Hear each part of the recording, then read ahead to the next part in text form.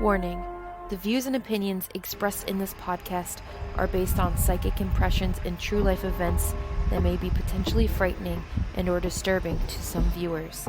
Any of the information that is shared in this production should not replace the advice of medical professionals and is intended for general purposes only. Viewer discretion is advised.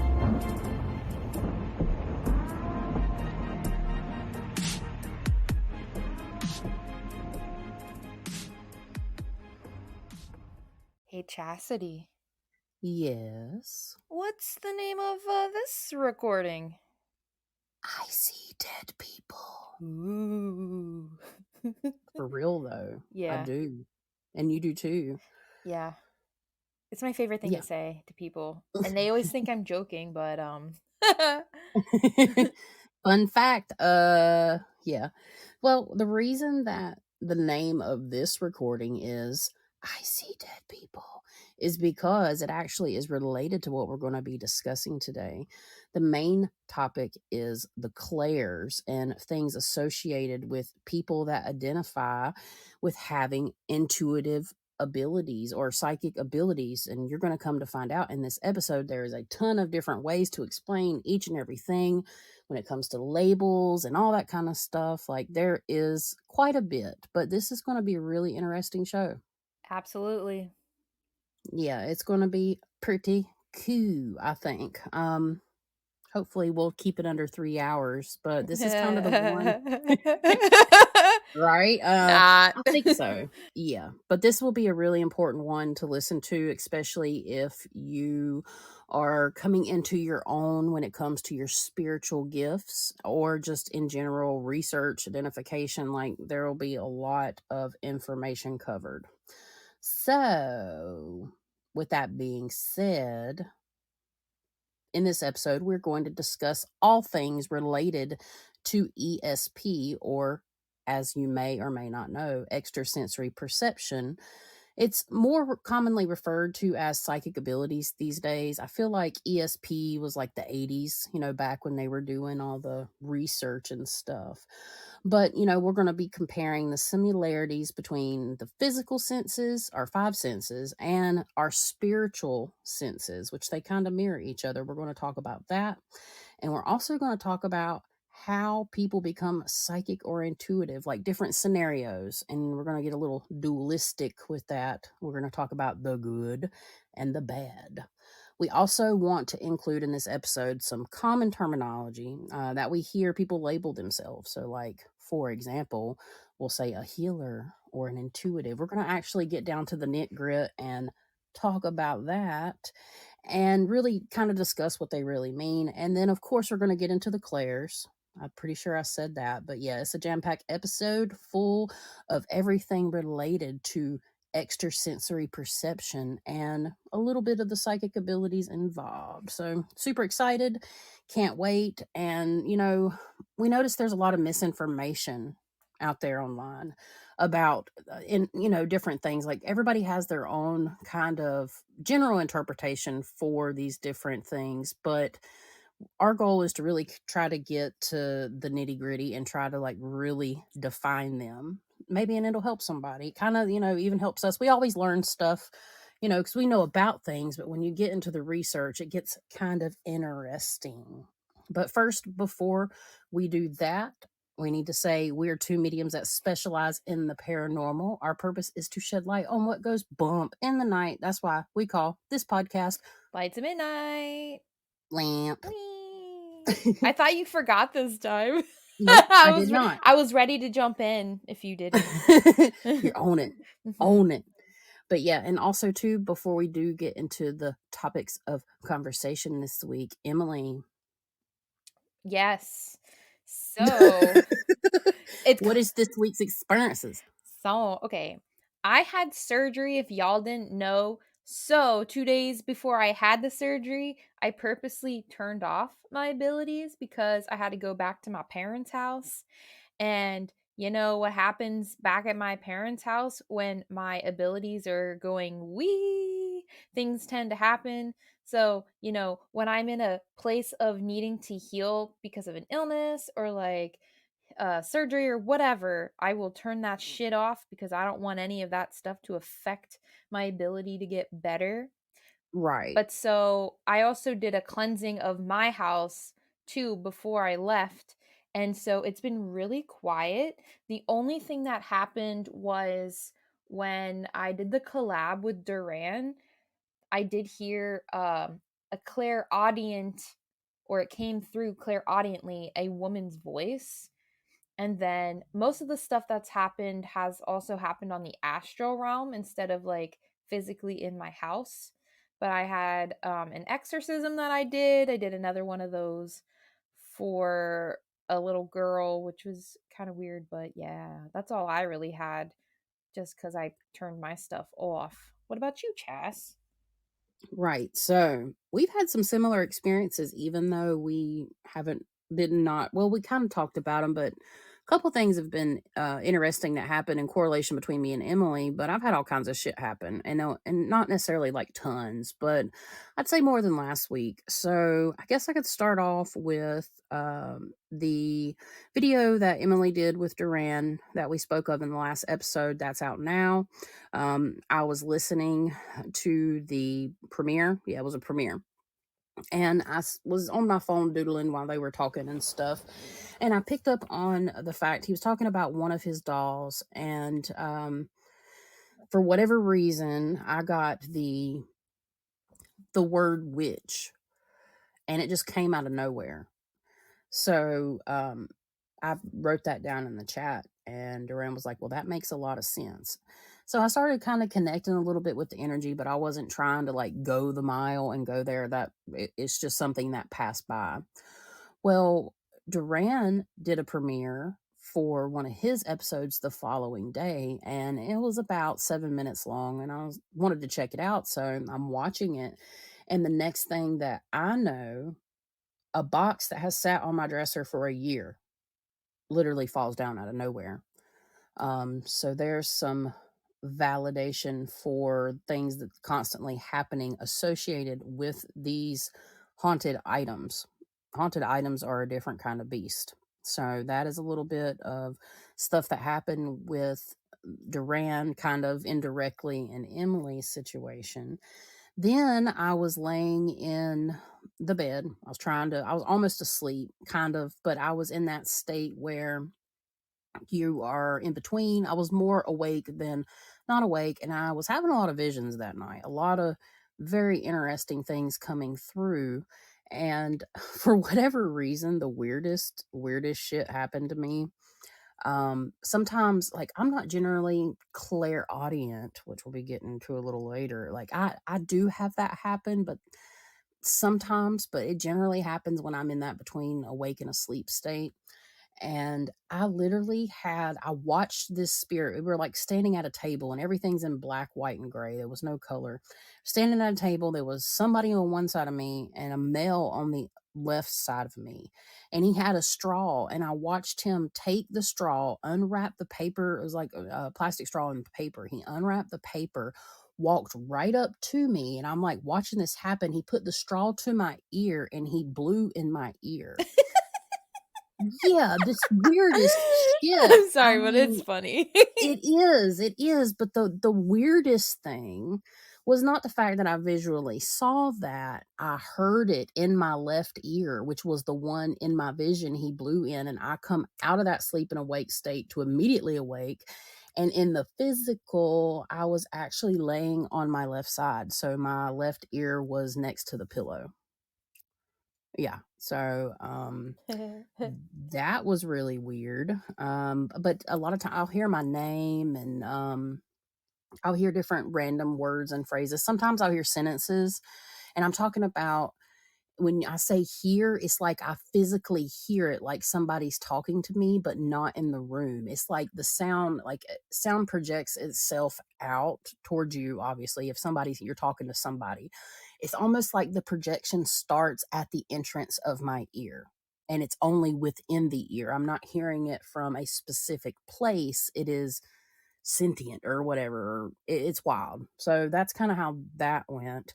And lastly, last night I was, now I feel like it was paranormal. Like, it's one of those things like, could it just be a mistake? I'm not 100% sure what it was. I assumed it was my daughter's new Stitch alarm clock she has. Yeah, they love Stitch in the house now. 20 years strong Stitch. But yeah, so I was in my bedroom. I had to bake me some Checkers fries in the oven. And I walked out into the hallway and I had the air conditioner running in my room and I had YouTube playing. So I didn't hear anything. But as soon as I hit the doorway, I literally was hearing almost like the happy birthday song tune. It wasn't singing, it was like the sounds of it, the tune, but it was playing. And yeah, I was like, "What the fuck?" And I couldn't tell where it come from either. Like, I had 2 bedrooms and a bathroom to my right, living room in front of me, and I looked into the dark bedrooms and the bathroom door was shut. And then I look down the hall into the living room and sitting there, I knew because I put it there, I looked towards my daughter's Stitch alarm clock. And as soon as I locked eyes with that alarm clock, it stopped. And then I immediately, it was a surprise. Like it scared me a little bit because you caught off guard, like, what the fuck, because I'm here by myself at that point. I was definitely here by myself. I had, well, me and the dog. And yeah, I don't know what it was, but then I immediately just got the feeling like something was there. So my house visitor or house guest, I feel like that's what it is. I think it's a male presence. And I walked into the kitchen and I immediately felt surrounded almost, energetically, not like I was surrounded by a bunch of individual things, but whatever it was talking. And then it literally was like taunting me. I'm not going to go into details because I haven't talked about anything going on really too much, but it was taunting me over something that I had been going through.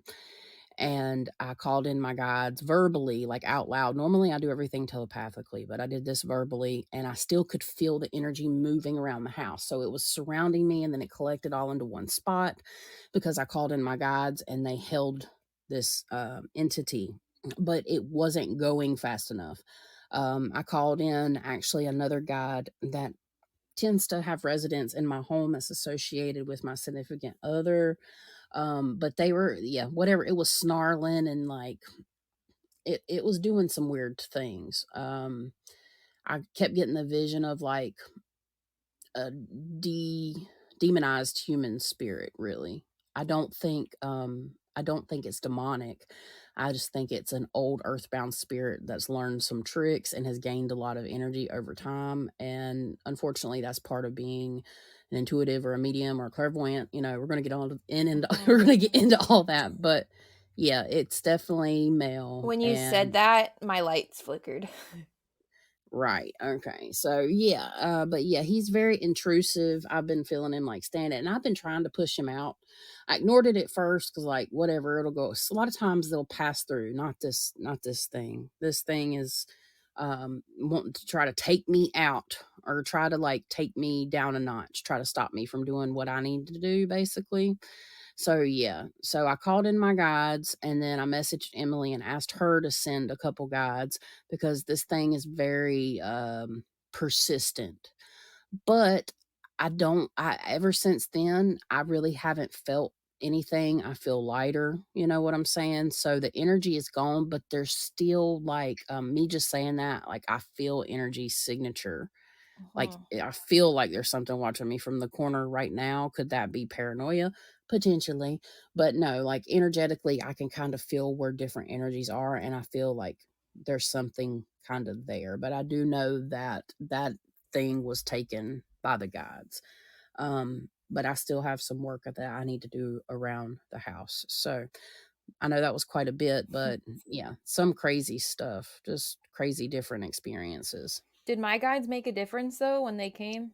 Yeah, so, like, well, I'll put it to you this way, when I call or when I messaged you, I was in my room and it was on the opposite side of the house, like, near the door, Mhm. and that was being held basically on 2 sides, and then when I asked you and you did, it pushed it out of the house completely. Good. Yeah, so there was an energetic difference, but there's something. I make the mistake of doing, like I said, I do a lot of intuitive work for other people, and I need to keep up. And that's part of this too, is like you have to upkeep yourself too. Mm-hmm. Constantly giving and doing for other people is what I'm meant to do, and I'm okay with it. I'm not complaining. I'm just stating fact that it's a good time to remember when you do this type of work or anything like that, anything, you got to take care of yourself too. And Mm-hmm. that's kind of what was happening in a way without saying too much. But, anyways, Yeah, and I want to add to that too, because it's like when we'll get bombarded by people sometimes, and sometimes we'll get a bunch of people at the same time. And it's like when we don't answer, it's not because we're ignoring you or doing anything like that. It's because we got to take like a step at a time, and we got to kind of do one thing at a time while also maintaining our own balance and grounding ourselves. Because sometimes if we don't do that, we're not going to be very helpful, because then it puts us in a bad situation. And I right. also have that situation too, just doing my personal services. And from time to time I'll help people for free if they're in a situation where, like, a bad situation where they need help ASAP. Like, I have no problem helping somebody, but sometimes you get people that take advantage, and then they Right. just demand, and it's like, listen, I'm on surgery break, I can't help you right now, I'm sorry. um Yeah. and then they'll just keep harassing you, and I'm just like, I can't. I'm trying to heal myself first before I can help you, and sometimes it just doesn't stop. Right. And I mean, there's an energy equivalent energy exchange Yeah. taking place, and it's part of the job, unfortunately, to a degree. It really Yeah. is. But at the same time, and not everybody's like that. It's not it's just certain, People. and yeah, Yeah. and I'm not specific. I personally am not specifically talking about anybody, but working in the industry, you're going to experience stuff like that too, because we realize some of you guys may be doing that already or interested in doing that in the future. Mhm. So, and I was gonna say go it ahead. it rarely happens when it happens to me, but during the surgery break, it's been pretty bad. Yeah, I hate to hear that. Mhm. Well, oh, and I do have a surprise coming. I'm not going to state it here. I might next episode, but I have some interesting things coming up in my life, Woo woo in me, woo! I'm yeah, in me life. excited. I know what it is, but I ain't Yeah. gonna say nothing. Y'all just wish me luck because it's like I'm shooting myself in the foot, but I'm excited because it's going to be a lot of. It's not going to be a ton of work, but it's going to add another workload. I'll put it to you that way. Mhm. But it's gonna be cool. I think it's gonna be fun. But yeah, that's pretty much all I've got for this week's experiences. Samesies. Alrighty. Well, I guess it's time to kick off the meat of the episode. First and foremost, let's go ahead and talk about some terminology. We're going to discuss what psychic abilities is defined as. I know you're like, Chastity, why do we need to know? Well, it's interesting. It's something interesting we discovered. We're also going to talk about the term extrasensory perception, ESP. So it's kind of compare and contrast. Mhm. So, what is psychic abilities versus extrasensory perception? Let's go ahead and start off to define extrasensory perception. Y'all are going to get tired of this word, and I'm going to call it ESP too. So, I've tried to change it up, but bear with me. I'm gonna start calling it like a cat. Yeah. So, extrasensory perception, commonly known and abbreviated as ESP, is, Or yeah, I can't do it. It is the faculty of perceiving things by means other than the known senses. So basically referring to the five senses: sight, touch, taste, smell, and sound. ESP is what people describe as a sixth sense. I see dead people. This includes all the clairs. So you have claircognizant, clairvoyant, clairsentient, and clairaudient. And there's a couple others we're going to dive into as well. But that's pretty much, when you really think about it, it's interesting because you refer to all of the senses, but it's still just the sixth sense. And it kind of It kind of makes sense because when you try to research this shit, it's pretty tough. But that's kind of what, and you're not going to find this on Google just like plainly defined. You're only going to get the definitions here, just so you guys know, because there's just not a lot of information. I'm sure Emily can vouch for that when it comes to describing the differences. Mm-hmm. Um, so the next definition is psychic ability. So it's the ability to enact the use of an acquired extrasensory perception or E.S.P. that formulates into a metaphysical action. Basically, it is a variation of ESP or the sixth sense. For example, it can refer to the ability of remote viewing, auto writing, telepathically communicating, prophesizing, and more.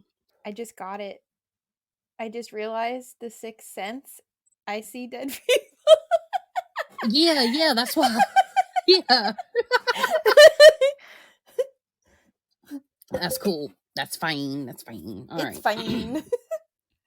When you really think about it, it's interesting that it's been referred to as the sixth sense, even though there are just as many spiritual senses as there is physical senses. I guess it's just more of a simplistic way of defining what ESP is. I don't know. So, what we've learned here is basically the fact that Webster's really needs me to help them define the difference because I did this part. They really need me to define the difference between ESP and abilities and stuff. So, have we really been referring to the Clairs just as psychic abilities when really they're a form of ESP? Well, at least one of those statements are true.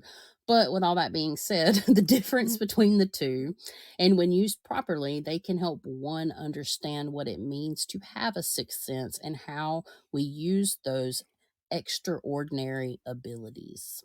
So, now that we know the difference between the two words, we're just going to talk about our five physical senses and compare them to the five metaphysical or spiritual senses, which is considered actually the sixth sense. But yeah, I know, a little confusing, but you guys know what I mean. So we'll be getting into the Clairs a little later in the episode, but first, let's compare. Emily, what you got for us?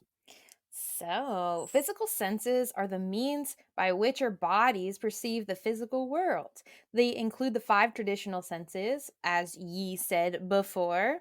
These senses rely on the stimulation of sensory receptors in our body, which send signals to our brain for interpretation. Physical senses are generally considered to be objective and based on physical stimuli. How do you like them apples? That was a fun definition. That's a lot. No. I Yeah. know I'm not done yet. Yeah, yeah, yeah. Oh, Jesus. It just No, I'm sounded kidding. very scientific and it was just like perfectly formulated. You're Right. welcome. It's great. It's spectacular. Mhm. On the other hand, metaphysical senses, often referred to as Clair abilities or psychic senses, are believed to go beyond the limitations of the physical senses. These metaphysical senses are often associated with paranormal or supernatural phenomena and are widely accepted or understood by the scientific community. Some examples of metaphysical senses include clairvoyance, clairaudience, clairsentience, and so on. So, here are some key differences between physical senses and metaphysical senses. So, objective versus subjective. Physical senses are generally considered objective because they rely on external stimuli and can be experienced by multiple people in a similar way. Metaphysical senses, on the other hand, are often considered subjective because they involve personal experiences that cannot be easily measured or replicated. Physical stimuli versus non physical stimuli. Physical senses respond to physical stimuli in the environment, such as light waves, sound waves, or chemical molecules. Metaphysical senses are believed to respond to non physical stimuli or energies, such as spiritual or energetic vibrations. Through the Clair abilities, we tend to experience things stronger as emotion and or pain, and we're pretty good at manifesting, etc., especially on the astral or metaphysical planes. This is because we are not using just our physical earth body and being restricted by it. We are simultaneously using our astral body and experiencing our senses through our Clair abilities, which allows us to perceive our senses through energetic vibrations. Say that 10 times really, really fast. Right. Mhm. Now, accessibility and consistency. Physical senses are universally accessible to all individuals with functioning sensory organs, and their experiences tend to be relatively consistent across different people. Metaphysical senses, on the other hand, are often believed to be more elusive, with varying degrees of accessibility and consistency among individuals. Some people claim to possess strong metaphysical senses, while others may not experience them at all. Now, the scientific basis. Physical senses have been extensively studied and understood within the realm of scientific inquiry. They can be explained by physiological and neurological processes. In contrast, metaphysical senses lack scientific consensus and empirical evidence to support their existence. They are considered to fall outside the realm of mainstream scientific understanding. Overall, the differences between physical senses and metaphysical senses lie in their nature, accessibility, objectivity, and scientific basis. Physical senses are tangible and widely accepted, while metaphysical senses are often considered more subjective and rely on personal experiences that are not easily explained or validated by the scientific method. So, Nice. yes. So, I'm edumacated now. yes, I love science. Yes, I do too. I'm a space nerd as well. Next, we are moving on to some common terms that we hear related to people that have some form of intuition. So, for part 3 or section 3 or number 3, whatever you want to call it, the most known identifiable terms that you will hear somebody identify as the actual, like basically the actual definition. So, for example, we do have a part 1, part A and a part B to this. So, before we get into the Clairs, we wanted to cover some of the similarities and differences between the terms that people identify as. They can all mean similar things, but there are differences, and these differences are directly associated with a specific Clair in some cases, and maybe even multiple Clairs. All right, so the first term that we have, Emily, is Sensitive. And honestly, I kind of get I don't know why it irks me when people are like, "Oh, I'm a sensitive. Oh, I'm intuitive." Just I feel like they're afraid to have legit labels, to be honest. well, at the same time, though, somebody can be into, I think it might mean, and this is a good point to maybe take the time to say this. If somebody identifies as a sensitive or an intuitive, for example, it could be the level that they're at. Mhm. So, depending. So, they might not quite identifying themselves as a sensitive as can be a blanket term, or it could be the level they are at in their spiritual journey, possibly. Ah, got you. I mean, I get what you're saying. I get what you're saying, but it might be a fair point to state, like, if, Mhm. or even just a blanket term, like somebody that doesn't even understand. It's like, Mhm. oh yeah, I have claircognizant abilities, and people look at you like, what? Mhm. Huh? Yeah, So I I guess don't know. that's Maybe true. that's it. Yeah.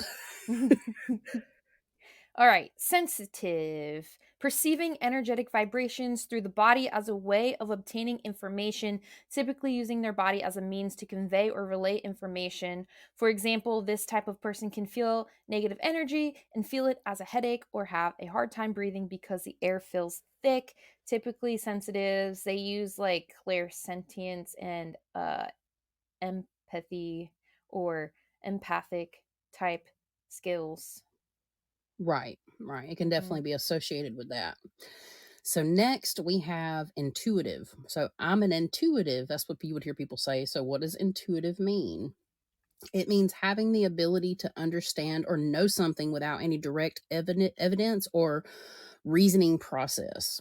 So the ability is closely associated with having claircognizant abilities. You commonly hear people identify as an intuitive, and to properly claim that, you would have to have some form of claircognizant gifts. So you can say that, actually. If you identify as an intuitive, you're Hmm. more than likely claircognizant. But would you also say that you could probably combine multiple things with the intuitive?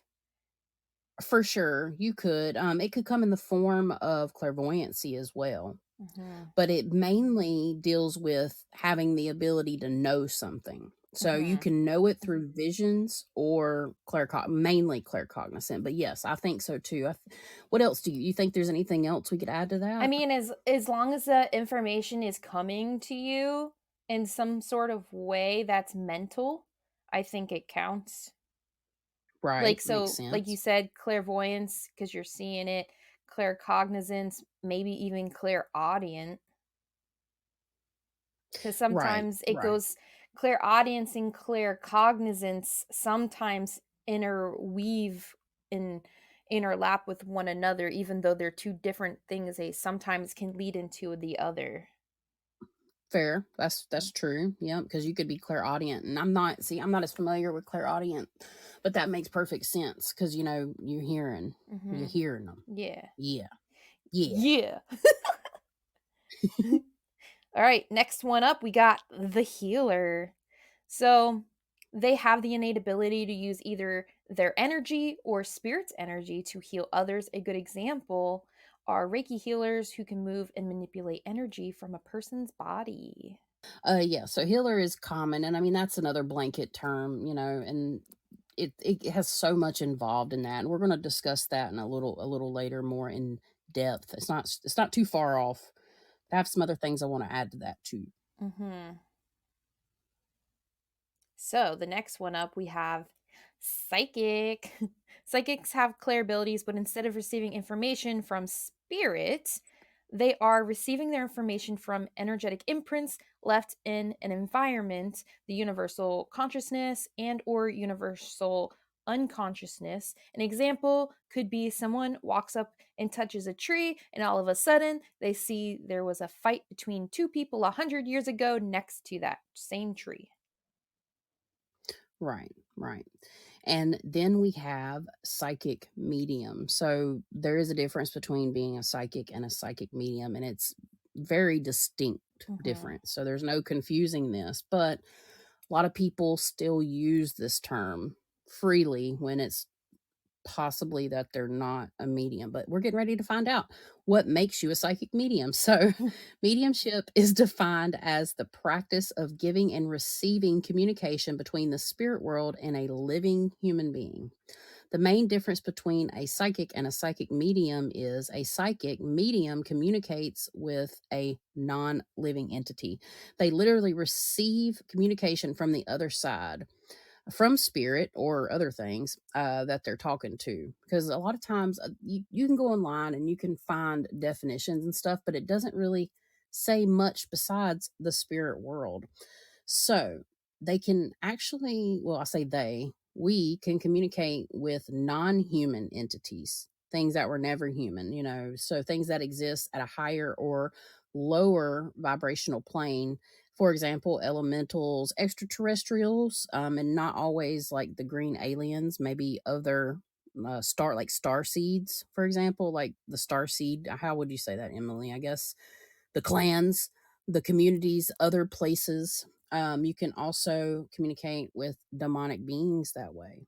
So, and again, it's the actual act of conversating or hearing them speak to you and you communicating back, um, in some way, shape, or form. So, it's not obviously done with voice. So, what really sets it apart is being able to hear claircognizantly or clairaudibly, and what spirit's actually communicating to you. So you're going to either, hear it kind of in your ear, like I was talking about earlier, or you'll just know what you're talking about, the communication. And sometimes it can come in like bits and pieces, so it might not be a full-on conversation, but sometimes it can be, and it's different for every person. Like some people aren't able to have full out conversations with, a deceased person, and some people are. They might just get factual information. So, and even symbols, it's even fair that you can add symbols into that, to be able to communicate. It's not all just words. So To be considered a psychic medium, you have to be able to conversate in one way or another with a something that's not human and breathing. Basically. So, speaking of mediumship, there's definitely different types of mediums. So, next we're going to cover the different types and the way they receive and communicate with spirit. So, Em, would you like to go ahead and start off part B with the types of mediumship? Yes, I can. So we have physical mediums. So I have two different definitions. I have what pretty much Chas and I believe to be physical mediums, and then like the other definitions that I had found.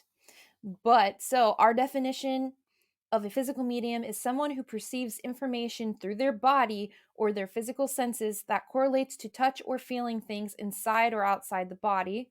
Their main abilities fall under clairsentience and being empathic. They can receive this information from spirits, the living, including animals, and other beings.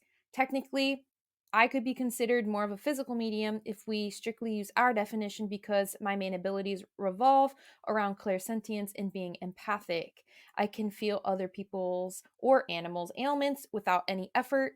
Even the dead or other beings will use this ability to show me how they died or any experiences they've gone through, although it can be a gift and a curse if you don't know how to release that energy from your body because it can linger and cause serious illnesses, which has happened to me as well. So that's one thing I have to learn is to release that energy because remember, if you're talking to dead people, they're dead and that energy isn't necessarily good unless they're of the light or just benevolent beings to begin with. Right. Yeah. So, speaking to beings that have crossed over to the light is generally equivalent energy Yes. exchange. Yeah, speaking to people that still exist in a lower vibration because they did not go into the light, which is what we call the dark in simple terms, they have to have energy to survive. So, yeah. Hmm.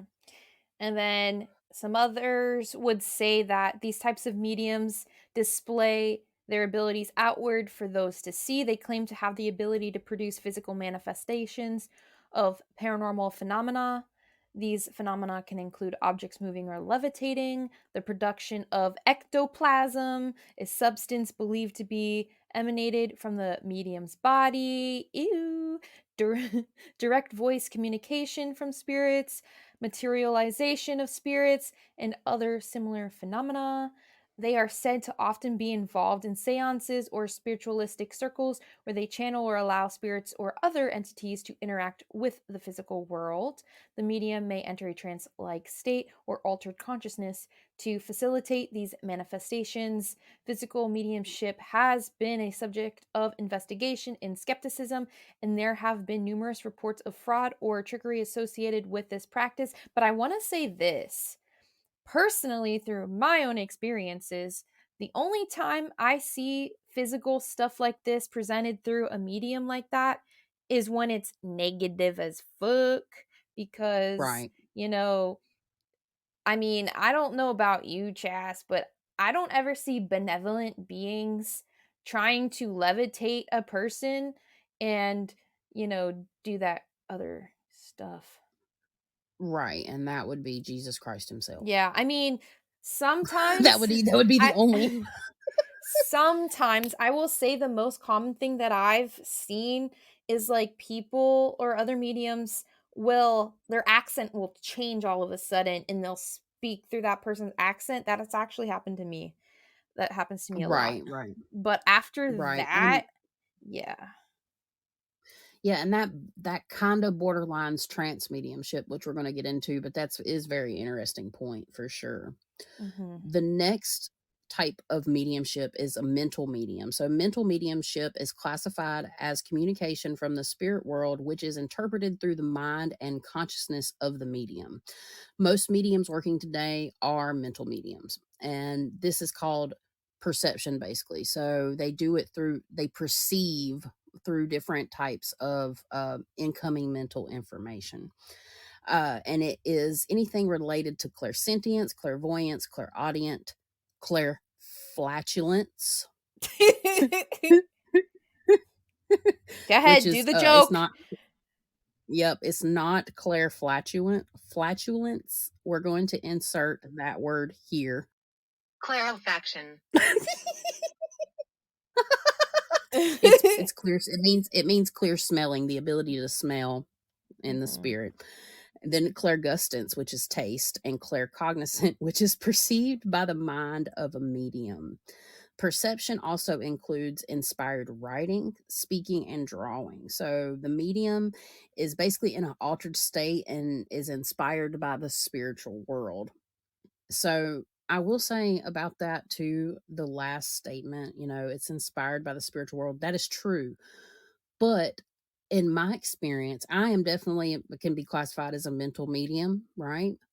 And that's there's a couple more things that have to do with mental mediumship I'm going to share, but I don't always have to be in an altered state. Like all my focus doesn't have to be on what I'm doing. I can do things in the physical and do things in the spiritual at the same time. So I just want to, I mean, I guess that is kind of altered, but I want to make that clear. I mean, So, I feel like I mean, I can also do the same stuff that you can do for the most part.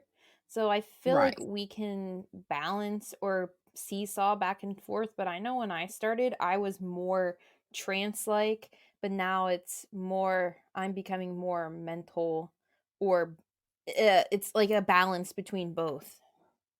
Right. And one of the common themes you'll see throughout this episode is that a lot of things it doesn't have to be a clear defining answer. As humans, we search for like defining lines, and you need to drop that. If that's like a pet peeve for definitions, yeah, we provide you with the definitions, but there is a lot of like sliding scale, which I'm going to discuss here shortly, just kind of an image that Spirit gave me when Em and I were discussing it. But I do have two more parts to mental medium. So there's a perceptive mental medium, and is mainly used to provide evidence of spiritual survival after death. So basically, talking to loved ones, and how you talk and share people from the other side. So basically, that's what perceptive mental mediumship is. So that's when you connect with past loved ones. And then you also have spirit controlled mental mediumship. So it's more likely to bring forward communication from a ministry of angels or spirit guides to share teachings and philosophies that could benefit a larger group. So for me, I definitely mostly am a mental medium, and I mostly work according to the definition with spirit controlled mediumship. But I do have the ability to do perceptive mental mediumship. I do have the ability to connect with past loved ones. It's not as strong as I would like it to be. Sometimes it's stronger than others, but it just falls all under mental mediumship. So I wanted to share that as well. So Emily, I think she's got the next one for So the us. next one is trance mediums. Trance mediums enter a deep trance state to allow spirits to communicate through them. They may speak in different voices, display altered behavior, or have limited recollection of the messages conveyed. Um, it is considered spirit controlled mediumship, which is where the medium enters a trance state and the spirit communicators take over the medium's body. The face could change, voice be overtaken, and mannerisms of the spirit person could be seen through body movements. People sometimes think that this is physical mediumship, but the distinction needs to be clearly made. With all mental and perspective or perceptive mediumship, the medium is aware of what was happening and can regain control at any point. Yes, yes. So, Yeah, go ahead. freaks me out a little bit. I mean, I get it, but like when people sit down at a seance table and they start like allowing spirit to take over their body, I'm a little freaked out. Personally, that's just me. I know other people feel differently, and that's okay. We can feel differently, but I'm not about to do that. I don't like that's a boundary I will not let anything cross. Right. It's different. I think there is a difference on this sliding scale where, you might pick up the accent of Mhm. something, for example, but when you're actually like sitting there in a trance state and you're letting something take over your And body, it's moving your body. Yeah. yeah, no, we're not doing that today. And it also makes me wonder too that like benevolent beings, because that's almost like a form of possession too. And benevolent beings don't do that. Right. Exactly. And, I mean, you can't even compare it Hmm. to anything like that. So I think it's an important fact. And like a lot of trans mediums know they know what they're doing. Hmm. If that they know exactly what they're doing, but also too, like just in general, trance like states are common to practice any type of psychic ability or mediumship. It is normal, but the duration, kind of determines where you go with that. That's fair to say too, I think, Hmm. for sure. All right. Yeah. So we also have one more, Hmm. and that's one that was added last minute, but it's healing mediumship, which is quite interesting. Healing mediumship is the ability to heal others and even animals from emotional or physical ailments. It's also important to note that this type of mediumship can assist in healing earth energy lines in places where there is electromagnetic damage, or like the energy in general is damaged from traumatic events or even dead people walking about. Although some people feel that healing mediumship does not fall in the category of a medium, they are really using mediumistic type of abilities to attune into the spirit world as they are guided by spirit themselves.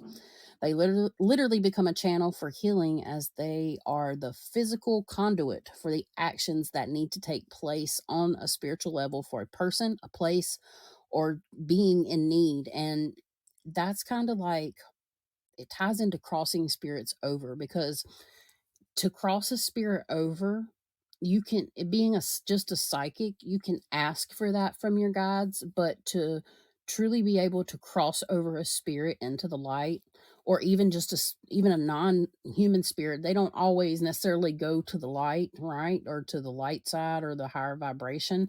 Sometimes they're just taken away and put places outside of this realm. They're taken to another existence when in terms of crossing spirits over. But I feel all psychic mediums, if you have that ability, you definitely have the ability to cross over spirits or entities and get them out. It's just a fact of getting there, which can take some people, it can take years. It's a lot, to be able to do that. Proper training, I would highly suggest for stuff like that. But a lot of people have claimed to be able to do it. I felt like I've done it personally. I don't have any validation from another medium, but I'm working towards that as a goal. Like I want to do 100%, be able to do 100% remote healing. So that's something, and remote like removal of spirits. So that's something I'm personally working on. There's different ways to do it, but I think this is the most effective way because we can't always be on site. So we do help people, we do help them remove the entity, but there's still a whole nother level of just untapped stuff that can take years to learn how to do. So I think that falls into healing mediumship and also kind of goes with it. Well, that was a lot about mediumship, but now that we know, right? Hmm. It's important because there's a lot of confusion and misinformation. It really needs clarification. Um, and it's good for people that may not understand the difference. So, with that being said, we are moving on to number 4, main types of extrasensory perception. Does that give y'all any hints? It's the Clairs, based on the definition. So the E.S.P, uh, exactly. We're going to be talking about the Clairs finally. So, as we defined above, the Clairs are associated with our senses, right? And I'm going to go ahead and introduce the first Clair, which is clairvoyancy. So, clairvoyancy is the ability to obtain information about an object, person, or location hidden from the normal senses. So, it's associated with the second sight or the third eye, and clairvoyance will come in the form of seeing things with your eyes, like dead people, and even other things that just basically others cannot see with their normal visual perception. Clairvoyancy is the ability to see pictures, symbols, colors, and movies in the mind's eye. And other terms for this type of ESP includes vision, second sight, and remote viewing. This gift involves using your consciousness to tap into another person's mind, the spirit world, or the dead. You can even find hidden objects from physical sight with clairvoyancy. So, as far as like experiences and examples that I could give is a lot of times I see more pictures um in my third eye, so I can see. It's almost like, okay, how can I explain this?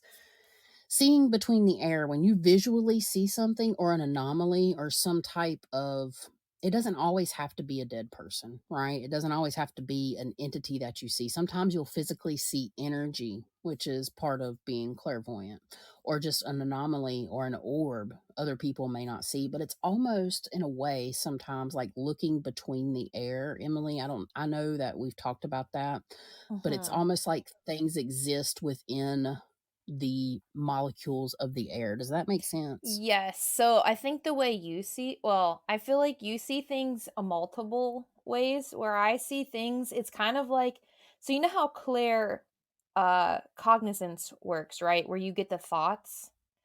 Well, Yeah, sometimes for my clairvoyant abilities, I see my thoughts in images. right, It's like right. seeing your thoughts or seeing or visualization, but instead of you visualizing something, it's kind of like it being implanted into your head.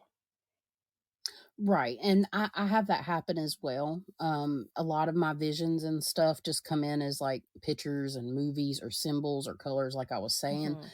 But then when I see stuff with my eyes, is different. Like I've seen full on black, Yeah. like shadows with my eyes, and I mean like crisp, perfect Yeah. outlines of things, like visually seeing it. But then there's times when with my literally with my eyes, but then there's times with kind of like my mind's eye. So it's like it I'll see things, but it's not really seeing them the same way. That's the only way I know how to really describe it. Yeah. And then again, sometimes it's like seeing it through the air. Mhm. That's even different, like literally seeing it with your eyes, but it's like in between. You Mhm. might see the outline of a dead person that way. I've done that. One time I know that V was in the backyard, and we have like this concrete structure or whatnot in the backyard that was something somebody else put here. He was standing on it, and beside of him was like this anomaly of like, if you were to look down a road on a hot summer day and you see like the wavy Yeah. lines, yeah, imagine that with like in the form of an oval next to him, but there was no like defining oval. It was just like a mass. Oh, yeah, yeah, yeah. Okay, okay, okay. Yeah, because I can see stuff like that too. And sometimes I see like energetic vibration in the air. It's so fucking weird. And sometimes I Yeah, can see I've the seen stuff. portals and the lattice and shit. Right, and you can see stuff like that. So there's a lot to being clairvoyant, but that's probably some of the best examples or ways to explain how you see clairvoyantly with Hmm. your, second sight, so say. And then I guess we'll go ahead and move on to claircognizance, which would be the next clair. And claircognizance is associated with clear knowing. So basically, you just know things before they happen, or just you know things about people, places, just anything really. It can be any form of information. Claircognizance is not just one sense or type of awareness, but it's a combination of several different senses, including precognitive abilities and others that can be supported by like clairvoyancy. So that's where it comes in, like the visions we were talking about. So they kind of even tie into each other in that way. The primary quality that defines claircognizant abilities is clear sensations or perceptions of knowing something was certain before it happened, even before it's known by anybody else. So that comes in the form of like predictions as well, like if you're doing different types of predictions or whatnot. So it basically involves an awareness of the present, past, and future events, people, and places outside of the range of normal perception.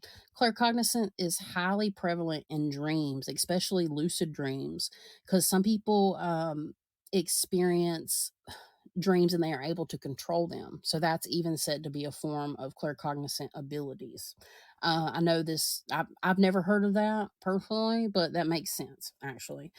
And then let's see, one fuck tits. I lost my place.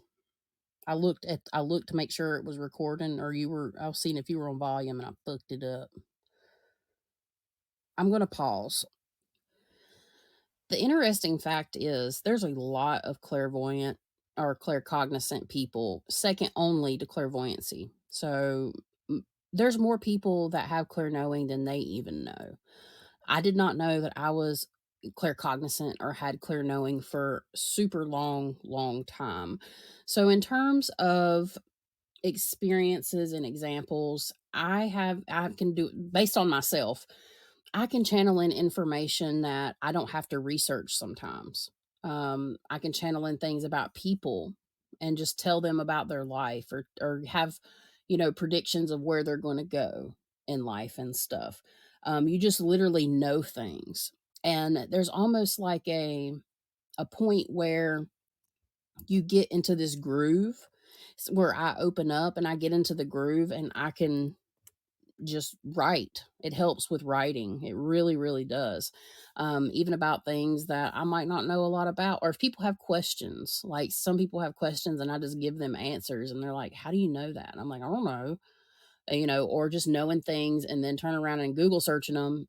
And I was right. So as far as some examples, it's really everything a part of how I operate in terms of my psychic abilities. So pretty self-explanatory, really. Yeah, like when you said I had a certain ailment and you were right. It was Right, a right. Oh thing in my yeah. intestines.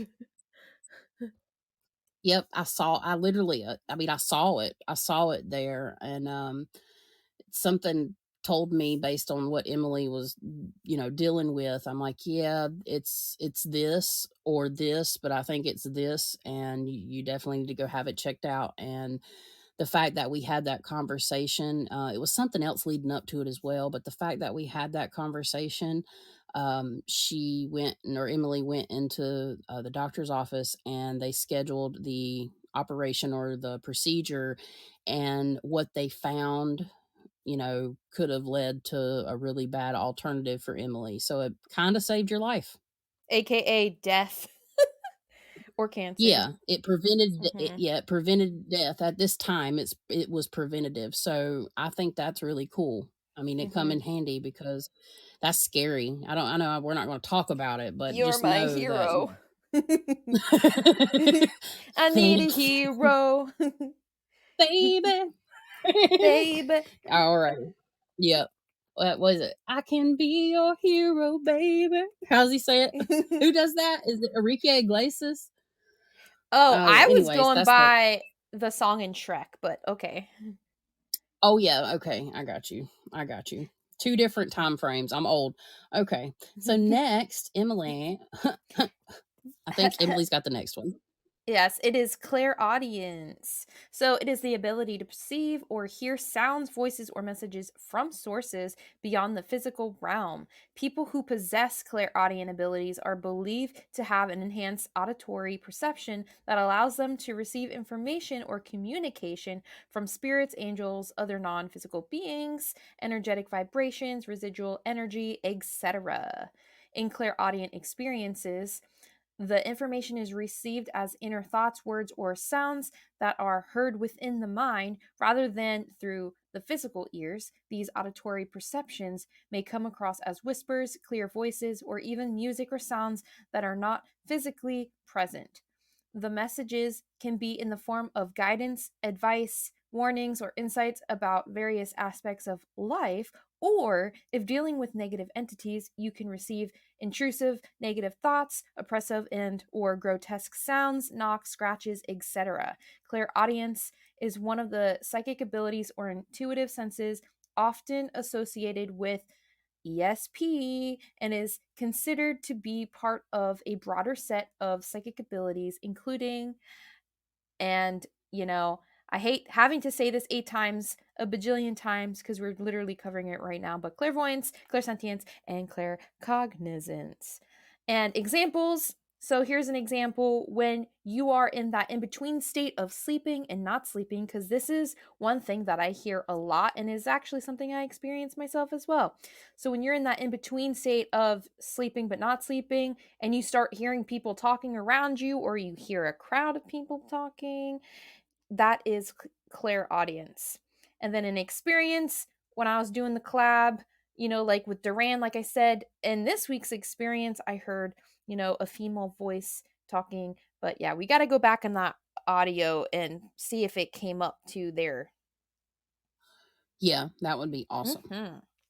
And then the next one is clairsentience. This is the ability associated with perceiving or sensing information through feelings, emotions, or physical sensations. The word clair means clear, and sentience refers to the ability to feel or perceive.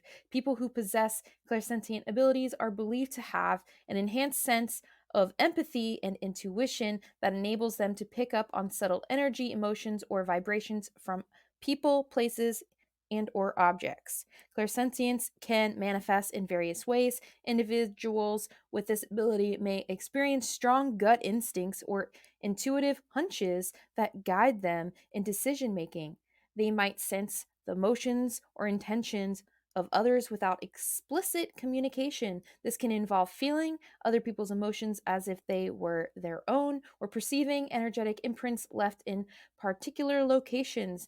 Some clairsentience may also have the capacity to psychically sense the history or events associated with objects by touching or holding it, and that is called psychometry. If you didn't know, it's something I can do and it's fun. Like Chasity said before, it's like a sliding scale here, and you have multiple abilities that run into one another. So that would be the clairsentient part and the empathic part. It's important to note that clairsentience is often interconnected with other psychic abilities, like I said, such as clairvoyance, clairaudience, or claircognizance. These abilities can work together to provide a broader understanding or perception of the information being received. So, an example, psychic mediums who work with and communicate with animals. A lot of times, these types of people communicate with animals and they have the ability to know where the animal hurts to better understand and properly diagnose those ailments. And they can be also considered as psychic vets. An experience. So I actually had a client that was experiencing jaw pain that, I didn't know about because, I don't know anything about the client when I start talking to them and, telling them what I feel, but I could feel my own jaw aching and spasming. And I just thought it was weird because, like, that doesn't happen to me ever. So I brought it up to her Right. and she admitted that she has TMJ. And I was like, oh, okay. Yeah, yeah. I had that happen recently and it sent me to the hospital, we think, Mhm. with the I thought I had, well, this is what they told me. I thought I had appendicitis. And this happened back in the middle of May because I was having this pain. And when I went in, they did my scans and my blood work. And besides my Captain Crunch back, everything else is good. So they said it was nerves or something. But 2 weeks later, I ended up picking up one of my most craziest, I guess you could say, cases yet that I will be doing a video on sooner than later. Mhm. With my client. Have I said her name? I know she knows, and she knows, and everybody knows Beth, my client Beth. Mhm. Come to find out, she was put in the hospital around the same time. It was within days of each other for the exact same thing, Mhm. and they had no idea what it was. Mhm. Yeah. So, I do have clairsentient experiences Mhm. myself, and generally it'll be during a reading or I guess you could say prior to knowing, like you said, about the client or anything about them. So I do experience that myself. Mhm. And then we're going to get into other types of extrasensory perception that is less commonly referred to or known, but actually, it has a Clair assigned to them. So we have clairgustance and then clairalience, or what Chasity likes to call clairflatulence, but it's really Claire called flatulence. clairolfaction. Clarification. Clarification. Claire flatulence, because it's No. okay. That's my awful joke of Mhm. this episode. But anyways, I wanted to Mhm. put that in there for a little. Blah, blah, blah. So yeah, clear tasting. So have you ever had clear tasting, Emily? Clairgustance? Actually, no. Okay. So I think I have a couple times, but it's not something that really happens a whole lot. Like Mhm. clairgustance is common among a lot of people actually experience that. I know sometimes I do it with living people. Like I know I think I've done Mhm. that and with other people before and I'm like, why am I tasting, I don't know, banana pudding? Like Mhm. like something I ain't even ate and they're like, "Oh, I just had some." And I'm like, "Ew, Wait, gross." I'm I just had a thought. I just had a thought. So wait, what about cravings? Because sometimes I'll get cravings for shit like chocolate or shit that I can't even eat or haven't eaten, and I'll be like, "Why am I craving chocolate?" And then I'll taste right, it's it. possible. It's Because I'm possible or is I mean, clairsentient. yeah, for sure. But yeah, so it definitely is assigned to Claire. So again, our physical sense of taste Mhm. is translated into the metaphysical or spiritual sense, clairgustance. And then again, we have clear flatulence. Mm. Mm, I gotta mm. stop. Basically clear smelling. So clairalience or aliens, right? Mhm. Clairalience. Yeah. So yeah, you can smell. And this is another common thing. And people will have Yeah. this, I've had just it like because. twice ever. Right. Right. And even people that don't even identify with psychic abilities report this because they spirits can literally put off a smell. So we've talked about that before, like good Especially the smells, bad nasty smells. ones. Yeah, and then or like, grandma comes in and you smell her perfume. Like I have decided, I have told my family, my children especially, I said, when I pass away, when you smell my Sol de Janeiro, like bum cream, girls or guys or whatever, if you know the smell, you know the smell. I'm coming in like the bum cream. So when they smell Sol de Janeiro's bum cream, that's me.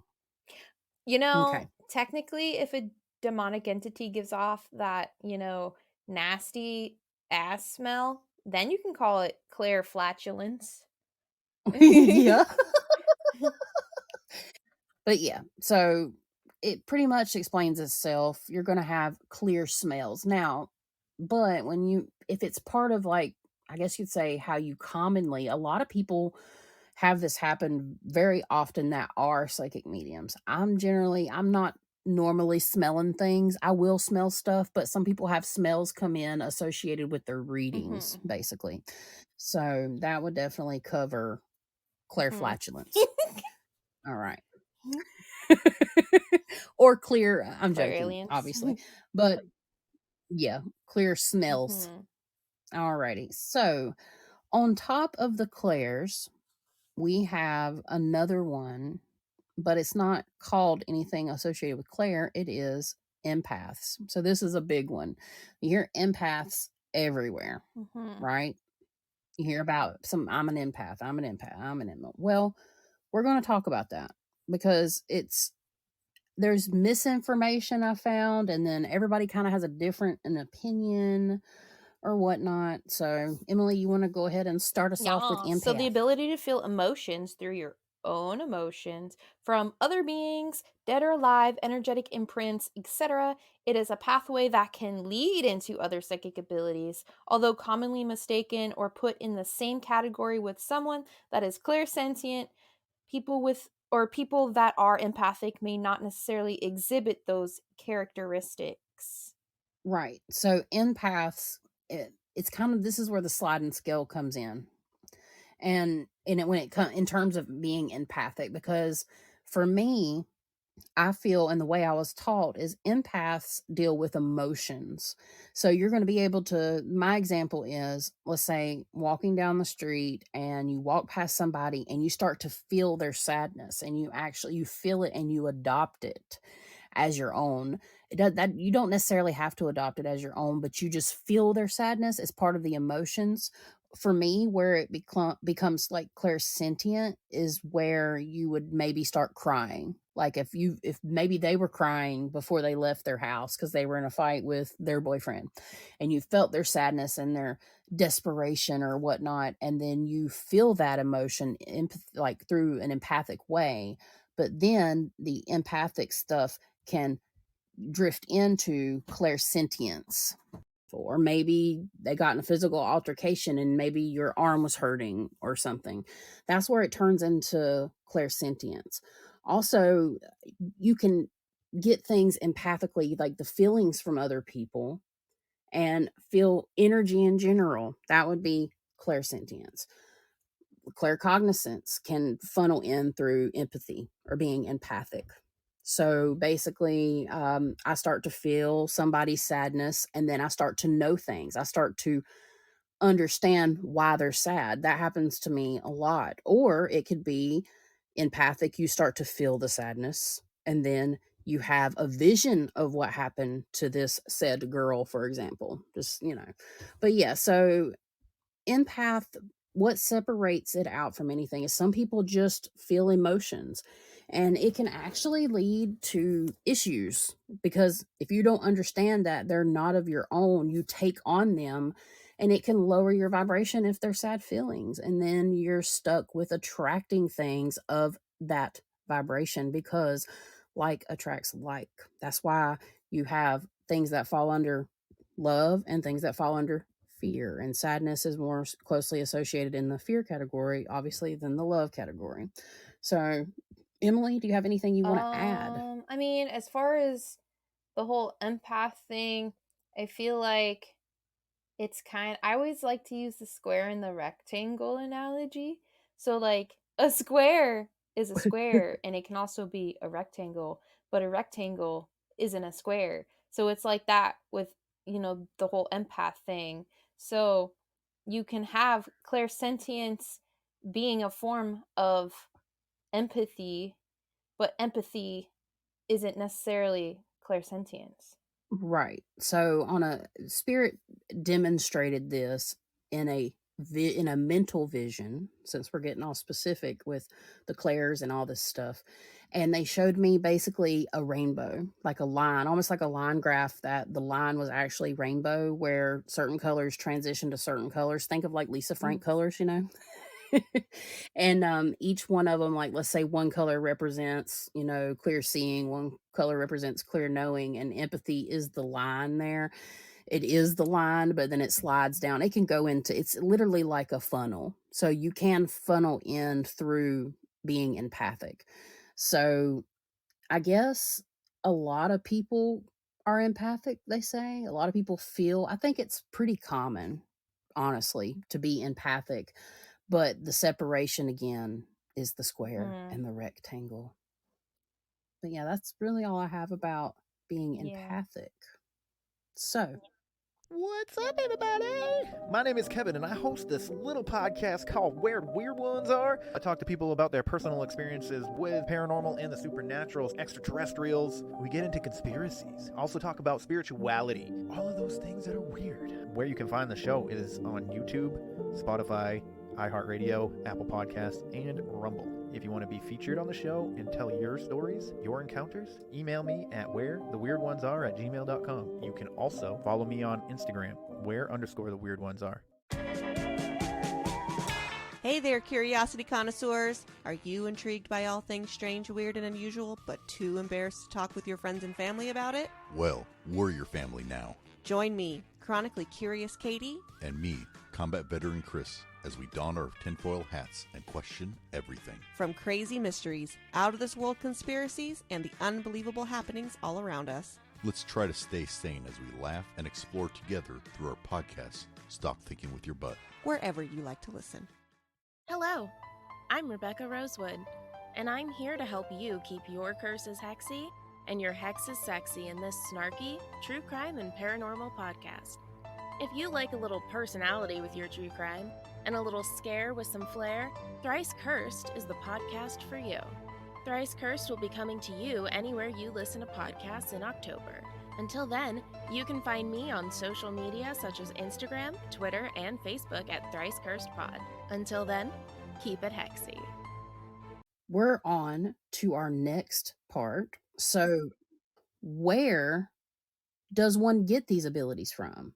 How do they come about? What is the origin? This is season 1. We want to know what the fucking origin is. Yeah. Yeah, the origin. It's a very broad term in this episode, I guess you could say. But basically, we're going to cover everything we possibly could relate to extrasensory perception. But we figured we'd introduce some information as to how one can activate their own abilities or like where they come from, like I said. We're going to be doing this in the form of good and bad and, kind of dualistic, but kind of giving examples of a good scenario versus a bad scenario because we realize that everybody has all in between experiences. Like Em and I, this will be said again, but Em and I, we've had more negative experiences than others. And I've met people that really have had mostly only positive experiences and have gifts as well. So here we go. Emily, would you like to start out? Because Emily's doing the good and I'm going to do the bad. So, for the first way that one may get these abilities, we have natural born gifts. So, the good side. So, it could have come from a line, like if you've come from a line of witches, shamans, psychics, and/or mediums, and inherited the abilities through your DNA. It's through your DNA. Yep.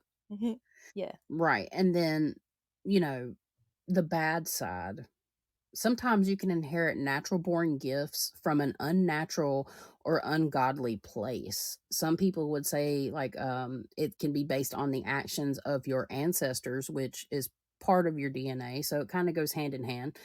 Although, it can be a part of your life's purpose. So even though it's considered bad, it, it might be a learning opportunity for your generation, I guess you could say, or for your lifetime.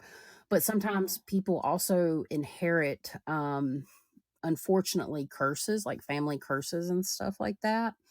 So you have to really understand that in certain, I guess, how can I say this? In certain religions, they believe in that quite a bit, like inheriting spirits. So let's say your great great great grandpappy committed murder, then there is a murder spirit on your family, and then it's followed until it's broken. Or you can have somebody place a curse on your family, and in that case, you have, like the witch scenario, like I curse 10 generations of your family. And that can even happen, according to some people, from a demonic standpoint, too.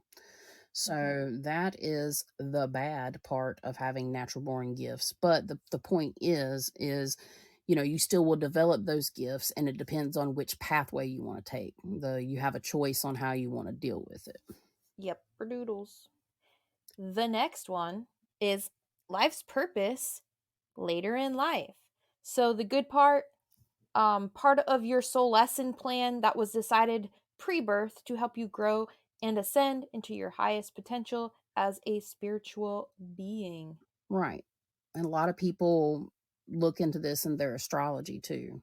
So they look into their life's purpose identified by the houses and stuff. And some people are gave like a pretty good, clear pathway. Some other people have to struggle for it. So bad, in this case, I guess bad would be all a part of how you perceive a situation that you experienced where you obtained the spiritual gifts, or what led you to discovering your spiritual gifts, for example. Um, Em and I again had tons of negative encounters with the supernatural, which in turn led us down a path that we're on today. But again, not everybody experiences that way. I would say that sometimes you have to go through bad experiences in your life's purpose, like it's predestined to be able to, to ascend. Really, I mean, it's part of awakening, basically. But again, it's about what you choose. If you want to turn that into a bad situation, later in life. It's about how you deal with it, basically. If you can't overcome it and you can't deal with it, you might have out of control psychic abilities, for example. So it's basically what our whole podcast is on. Is about our crazy ass experiences with the ghosties. The ghosties with the mosties. The ghosties with the mosties. All right. So for the next one, we have how you were raised, your religion or spiritual background. So the good, brought up in an environment that allowed you to grow spiritually. So that's having parental figures that taught you from birth about spirituality through certain religions like Buddhism, Hinduism, Christianity, New Age, etc. They gave you the spiritual or religious freedom to express yourself and or nurtured your natural gifts that you discovered through your journey. And the bad. Emily suggested I say cults. And that's true. Or just strict spiritual upbringing. Like it will tap into your abilities, but in a negative way potentially until you overcome that raising, I guess you could say. Like personally, I wasn't raised in a super spiritual or religious household, but here I am today.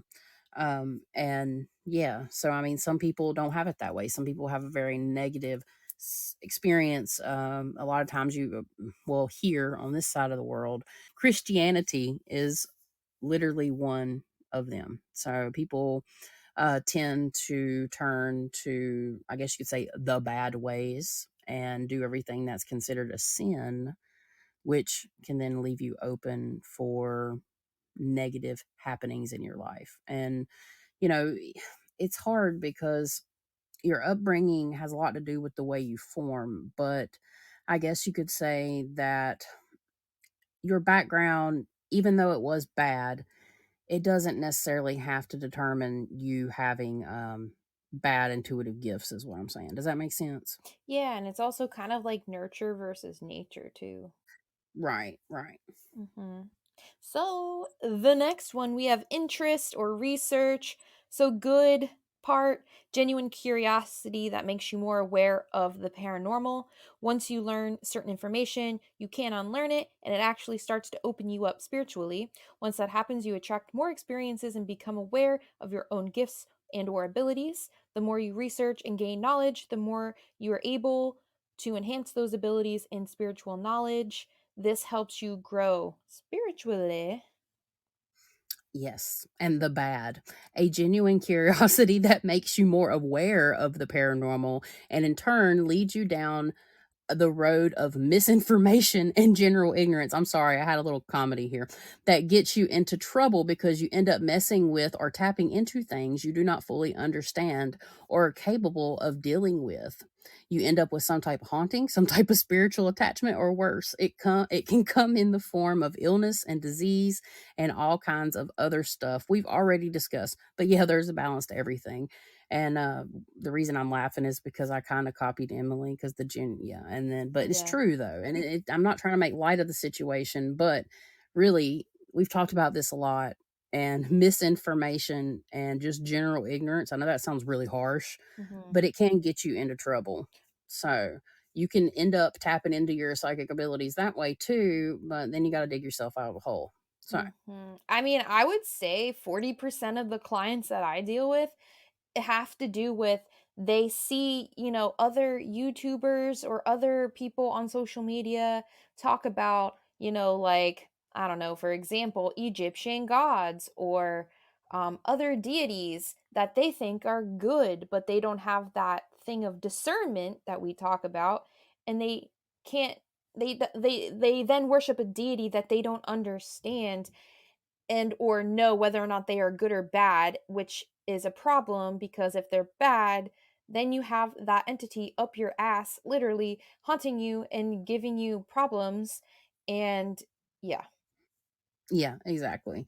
It's interesting you say that. I have quite a few people that have done stuff. I think you've had more people that have like dabbled into the craft and stuff like that on the dark side and got in trouble.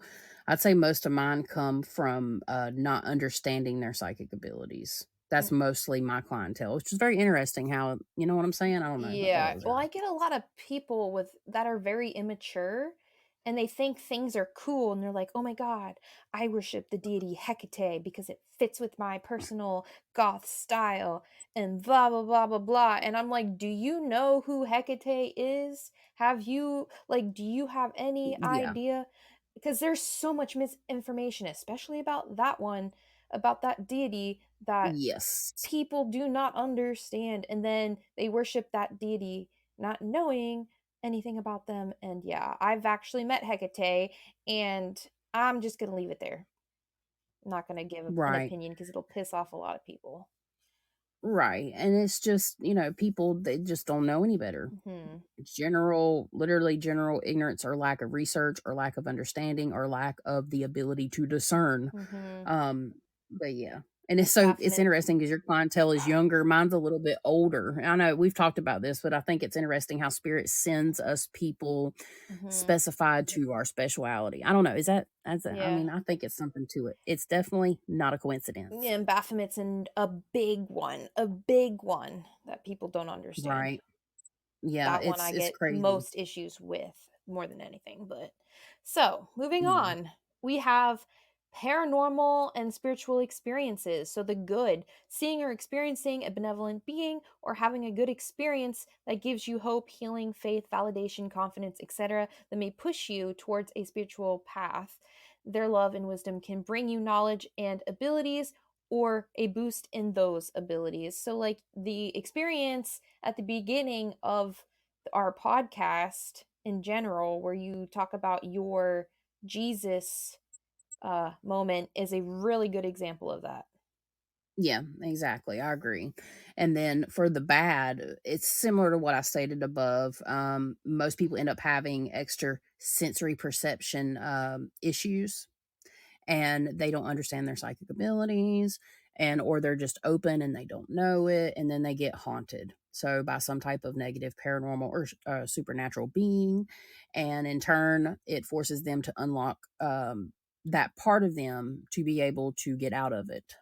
So, I mean, very much like what I stated above, I just don't want to have to go all over it again. And I'm sure you guys don't want to hear me do that again either. Well, it can So, also, entities can force you into opening your third eye, whether you want to or not. So, like, for example, if you're going through a haunting and you're not very educated on how any of that works, and let's say you're sleeping and a negative entity pulls you into the astral realm, and there you are, you're face to face with that demonic entity, and oh my god, it's kind of like you're gonna be possessed now, kind of situation. And it's kind of like it forces you into it too. right. And I mean, in general, just paranormal activity in general, like you're Yeah. saying, I think that's fair. And, but sometimes people experience, and I'm not saying this like against what you're saying, I'm Yeah. saying in general, some people just experience paranormal activity and they'll never have anything happen after Yeah. that. So it just depends. I think it's a lot depending again on your like life's path. So it's Yep. definitely a good example for sure. Hmm. And then Yeah. we have NDE, or as Chasity likes to say, NED. Ned. Nearly experiencing death.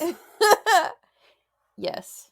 So we have the good, a near-death experience that brought guides, loved ones, and or other benevolent beings to relay an important message or messages to a person through a series of experiences, such as a life review, a mission they want them to go on as a part of their lesson plan, a prophetic warning for a specific preventable tragic event, etc., and are given or enhanced psychic abilities to relay those messages or to fulfill their mission.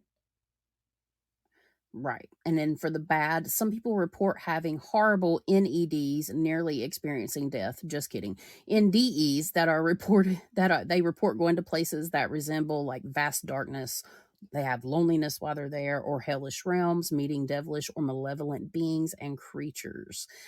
This will generally whip people into shape when it comes to religion or spirituality, as the experiences are profound and they leave a traumatic mark on the individual. But a lot of people claim that they continue to have communication with the spirit world even after the terrible experience is positive or negative. But that's just kind of a bad perception, which leads us into the next one, which is trauma.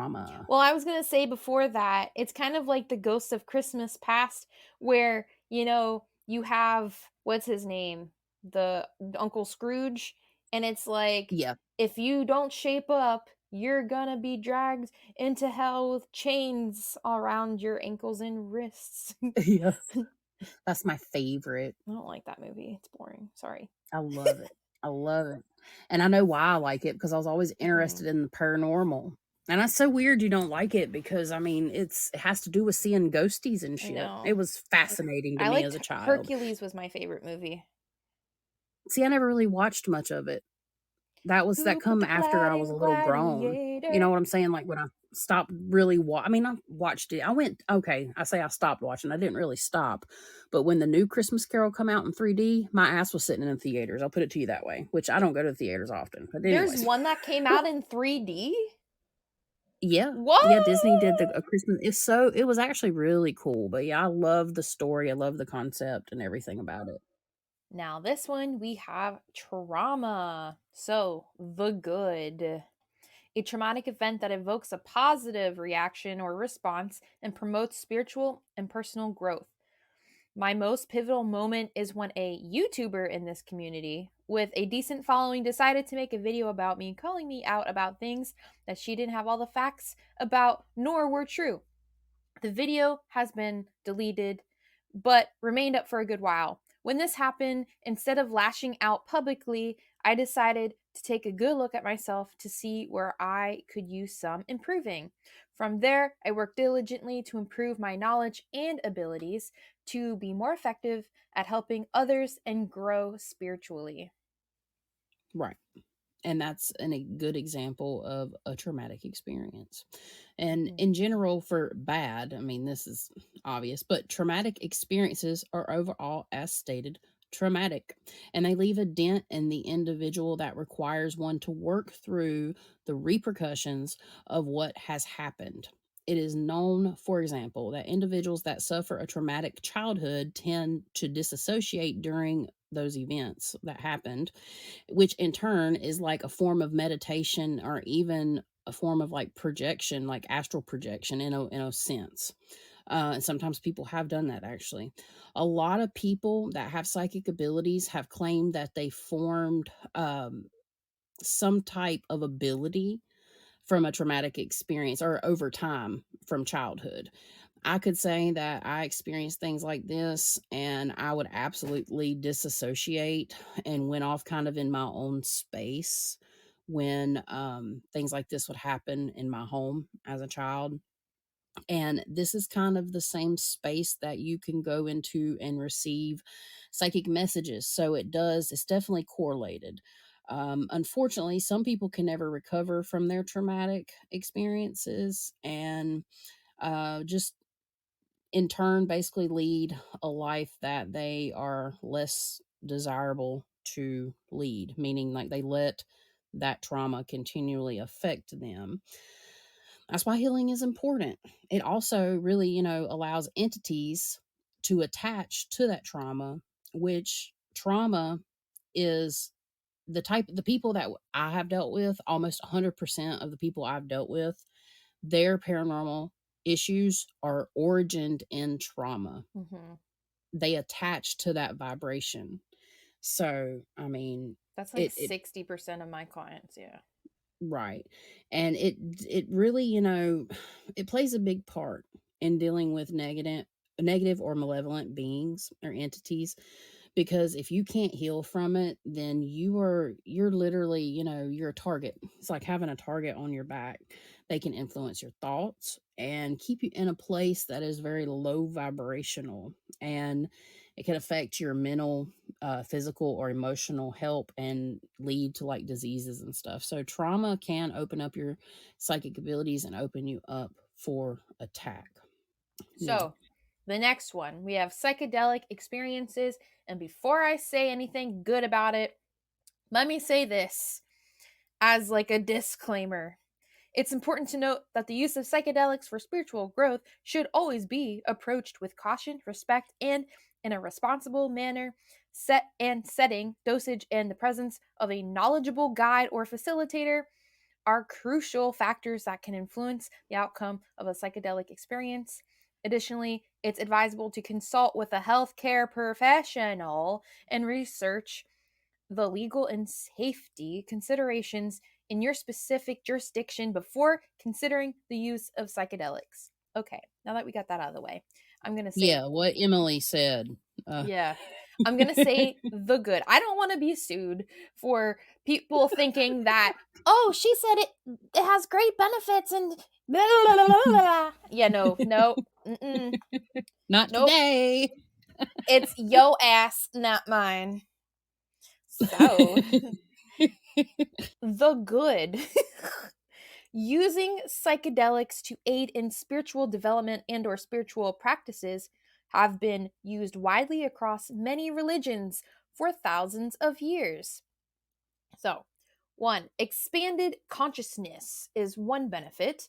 So, psychedelics have the capacity to alter one's perception and provide a sense of expanded consciousness.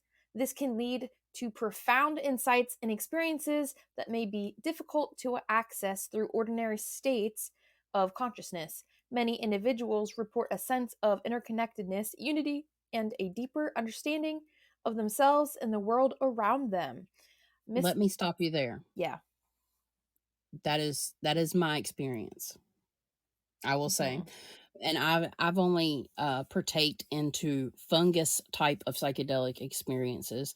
And I would say 10 year 5 I don't know. I'm old. I would say 14 years ago. Let's just say 14 or 13 years ago. That was my experience with fungal psychedelics. I did feel it made me actually understand that we were all connected. Like it's not just a thought either. It comes in as a feeling. So before I was ever into anything like this, I learned about what spirit connection felt like through that experience. So I just wanted to state that. Awesome. Good. Awesome. Okay. So, mystical and transcendent experiences. So, psychedelics have been known to induce mystical or transcendent experiences characterized by a sense of awe, reverence, and a connection to something greater than oneself.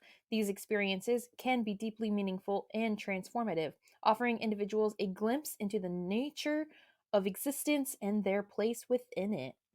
Yes. So I could give another example here if you'd like. So, you actually can meet other beings, or even I say spirits. I've seen positive spirits or entities or beings in these experiences, which technically are considered hallucinations. But I would say, from being an intuitive medium person, all those terms we've discussed, um, I would say it's somewhat similar to communicating. I actually saw some ancestors. They were Indian, of a Native American or Indian background.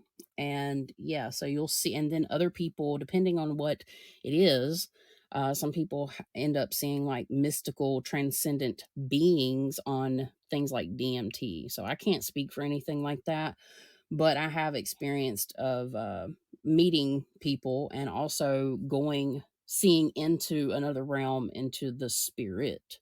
So it's just very interesting. I wanted to share that. It kind of makes me think about too, if so, could one say it's a hallucination if, like, the majority of the people who see a entity or a being see the same exact being?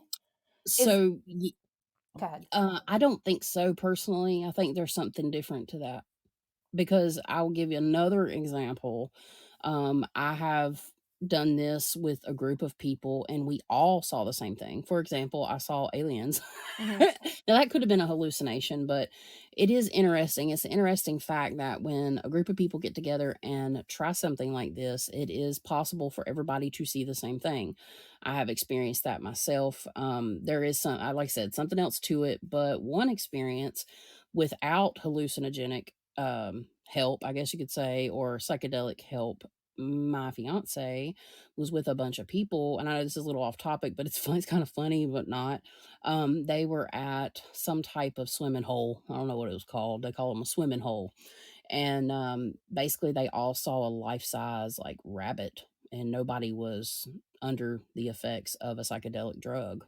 So that's similar in a Mhm. way. So maybe that, yeah, maybe it's That's not what I a mean. halluc- It's like if a bunch of people see the same exact thing, I don't know if I would consider it to be a hallucination. And it kind of reminds me of the time when I held the stinging nettle pill in my hand, and that's just a herbal supplement. That's not any kind of psychedelic, and I saw the entity attached to it or associated with it. So I feel like certain things, like certain fungi or certain like medicines and herbs, have entities associated with it. And I think it also you're falls 100. almost like with the divas of the plants, because you have Yes. spirits of plants, and I feel like it's very similar in that manner.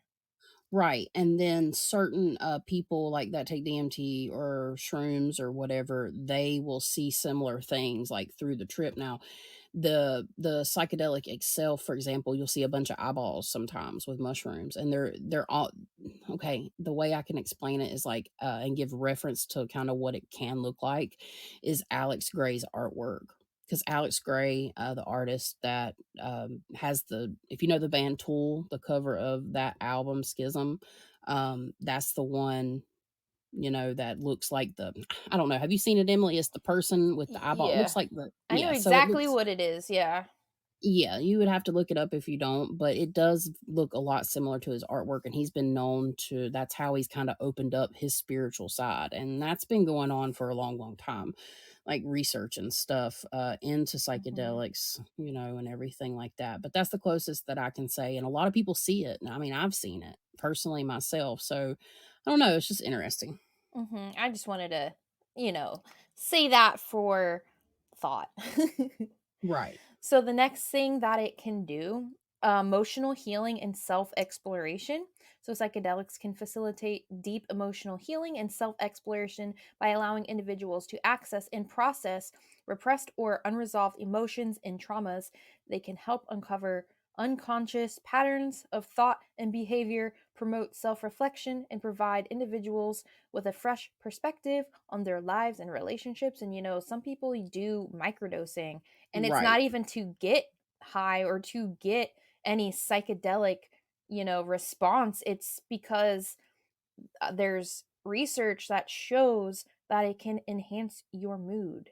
It's like people Yep. have this false, I don't know, expectation about drugs and stuff, but if you think about it, a lot of medications that you take right now come from plants and herbs.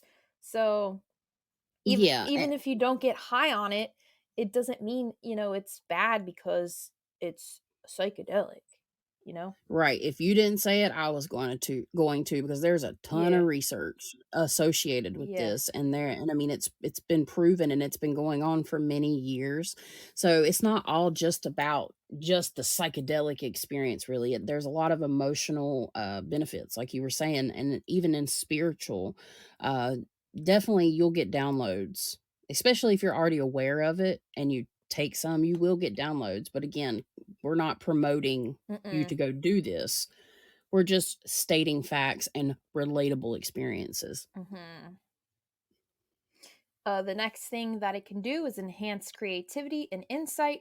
Many artists, writers, musicians, and other creative individuals have reported that psychedelics enhance their creativity and provide them with fresh insights and inspiration. The altered state of consciousness induced by psychedelics can dissolve creative blocks, ignite the imagination, and foster new ways of thinking and perceiving the world. Yep. So, tool. Yeah. Alex Gray's a good example of enhanced creativity. Hmm. Okay, anyways. All right. So we got spiritual connection and transcendence. Psychedelics have long been used in religious and spiritual ceremonies by various cultures throughout history. they can facilitate a sense of connection to a higher power, the universe, or the divine. Some individuals report experiencing a deep sense of spiritual unity, love, oneness during psychedelic experiences.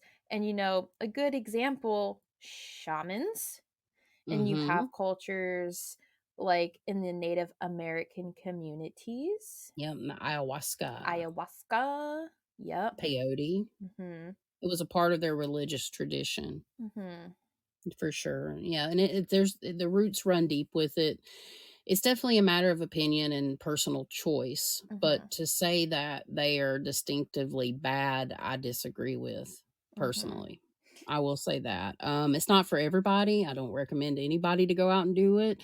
If it's your choice, that's your choice. Y'all know where I'm going with this, but yeah, Mm-hmm. it's not it's something that if done, not, I would say majority of the time, you're going to be okay. Mm-hmm. But there are times when things can happen.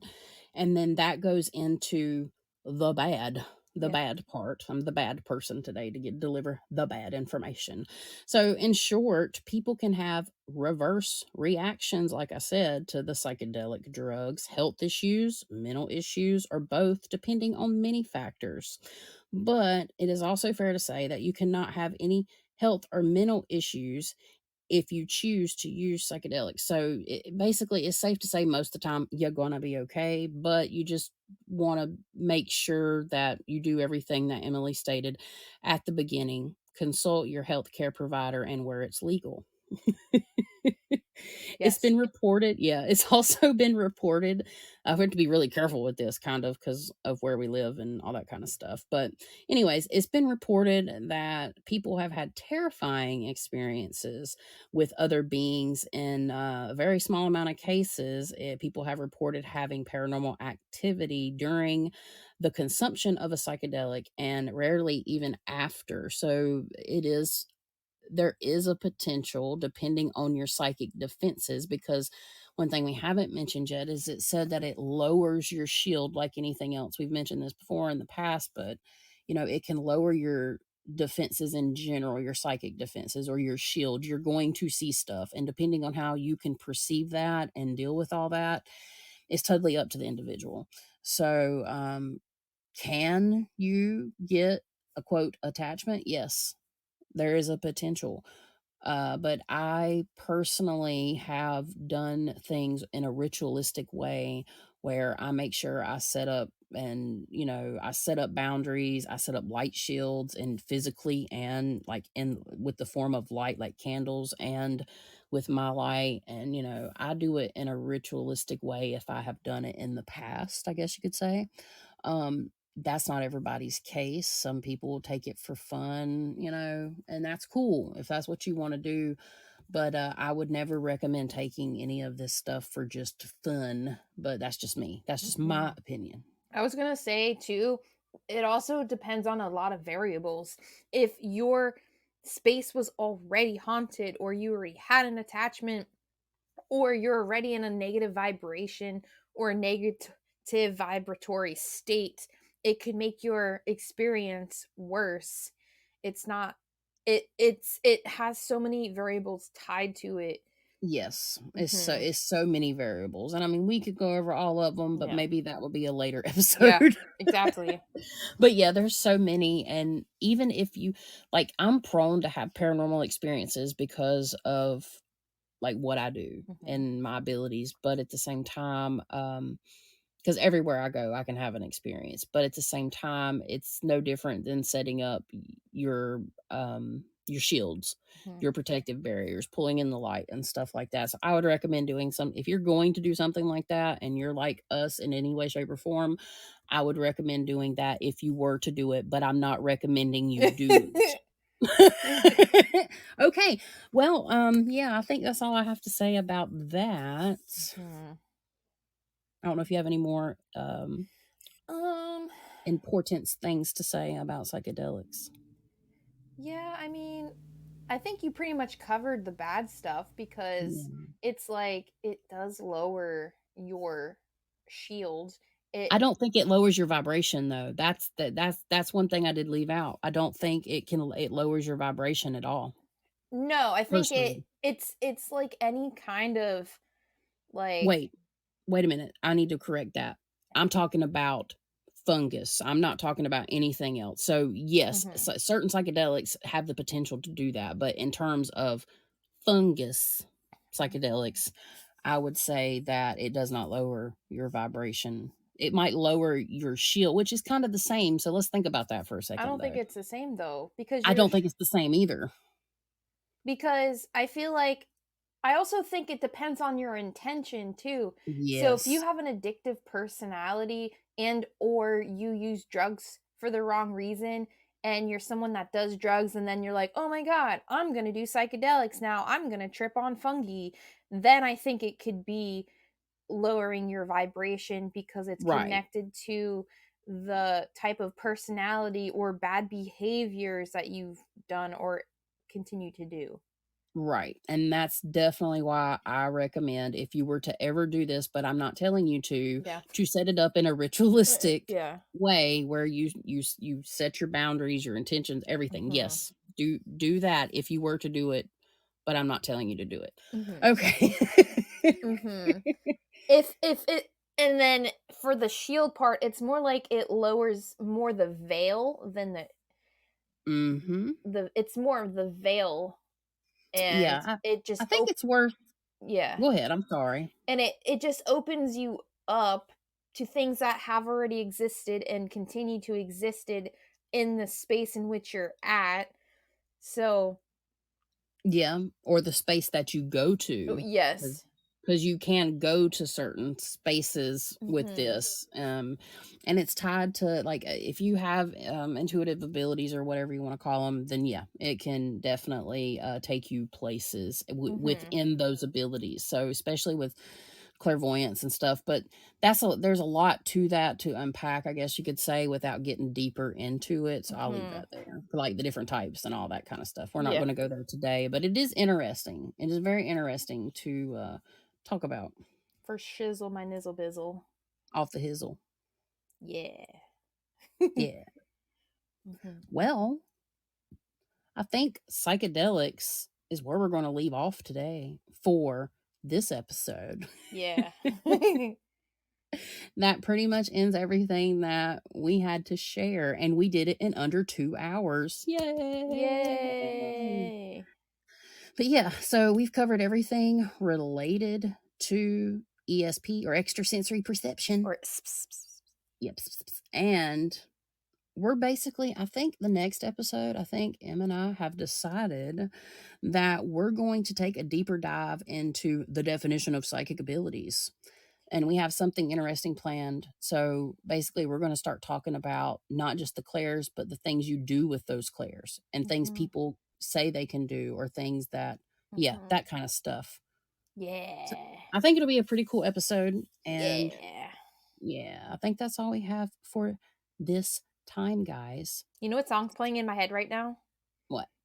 The Electric Slide. You Oh, can God. do it. It's electric. Oogie woogie woogie woogie. Have you heard what they say that song's about? Getting it on. A vibe. I know. Raider. Well, Yeah, the thing I that's freaked me the trending, fuck out. the trending thing right now is getting it on like Donkey Kong, but that's not what it's really about. Yeah, I know, right? It's so funny. They're like, it's about a, that's gross. Ew. Okay, because I did that when I was 12. It's the skating rink. Oh, yeah. But anyways, that's very interesting. We're going to do the electric slide on out of this bitch. Until next time, that's a wrap.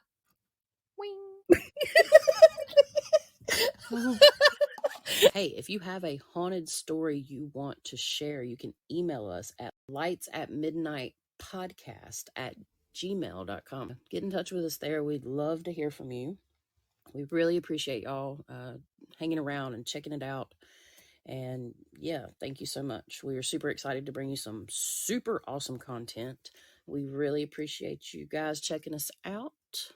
Thank you to all that took the time to listen to this week's episode.